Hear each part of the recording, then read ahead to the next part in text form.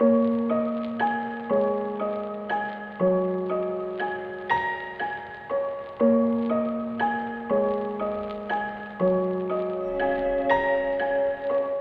results first, I went for a mammogram, and as soon as they started examining me, I knew it was going to be cancer, because I'd had that many lumps removed and that many mammograms, and it had always been so straightforward, and this one just wasn't. So I knew before they told me that it was cancer, but it was still a shock. So I was lying in bed still thinking about Anne, and then I got a call that they'd seen something on my MRI scan and they wanted me to go in to see the consultant.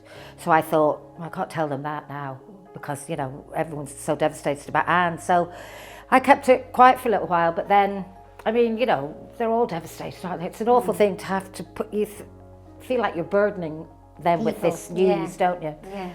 But they don't feel that at all. They're so brilliant. It was amazing, you know, we got through it. Anne was so ill, she was in bed most of your chemo. I was, yeah. But, Typical. you know, they throw everything at her, and then your results after your surgery and everything. Were fantastic. It's like there's no sign of cancer now. Yeah, for her. More or less got rid of it. Yeah. Which was absolutely unbelievable, really. Amazing. Yeah. The NHS, God bless them. But mine is treatable but not curable. I knew that in 2017, but I didn't realise it would then spread as quick, really. You know, It's now in my liver. It's still breast cancer, but it's secondary breast cancer, which means that the cells have just metastasized to other places, but it's originally from my breast cancer. Yeah, it's really weird that, isn't it? I didn't really know that till I kind of read it. And I said, well, so why can't you blast?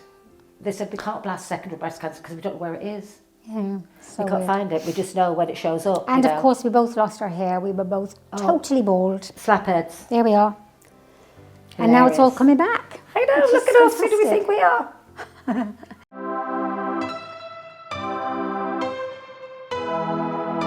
I was thrilled when I found out that Anne's cancer had been, you know, hopefully they've got rid of it and everything, because it was a new cancer, wasn't it? It wasn't secondary, it was a new cancer for Anne. So I was thrilled, and some people thought, you know, how do you feel though? But that isn't about me, that's about Anne, and it's great news, and that's what I wanted for Anne.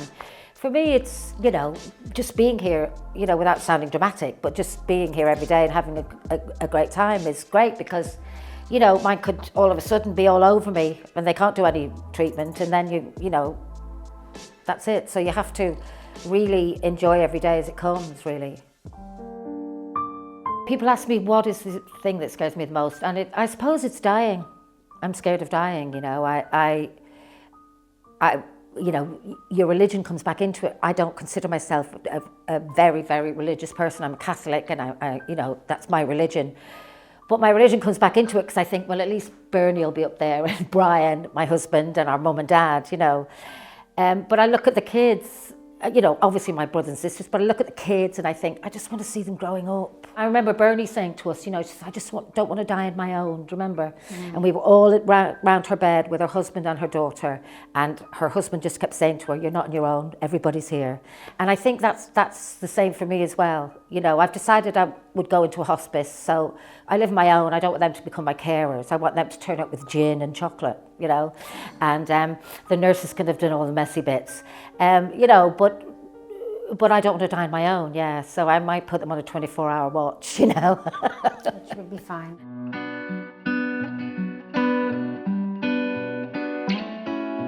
The biggest challenge really when we were writing a book, I think, for me, was talking about going, you know, the chemo and being sick and... Going over things that you've been through. Going over things that we'd already been through, and got through. I think the biggest challenge for me, I think it's possibly the same as yours, is going over old things, you know. I talked about, you know, because I always say when I'm having my chemo that my husband isn't there to rub my back in the middle of the night and, you know, look after me the way he would. And so those going over those things made me sad at times, and I think one time I actually cried on the phone talking to her. Did you? Yeah. So then, like you say, you come down and you're exhausted and you're a little bit low. But then I would talk about, you know, when we were doing the tour, the cruising show, and how much fun we had and how brilliant it was, and that brings you up then, you know. I think you have to stay hopeful and positive, you know, because if you don't, you're just going to spend the whole time being depressed and worrying. What you have to do, I think, really is, what you have to do is to try and put it out of your mind. I was just going to say, try and forget Very it's there, difficult, but just trying to live your life without letting cancer define you. Yeah.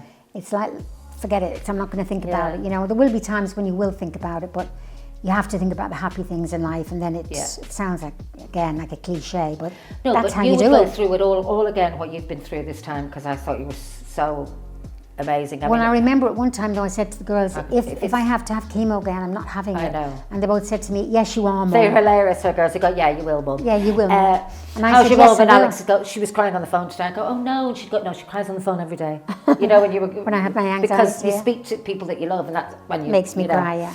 But I would have it again if I had But to. I was just going to say, you would go through it all again. Yeah, absolutely. To know that, you know, you're there to see them growing up, the kids. My ultimate message for people would be to live every day. I know I don't want to say to live every day as if it's your last, because that's, you know, we've seen that everywhere.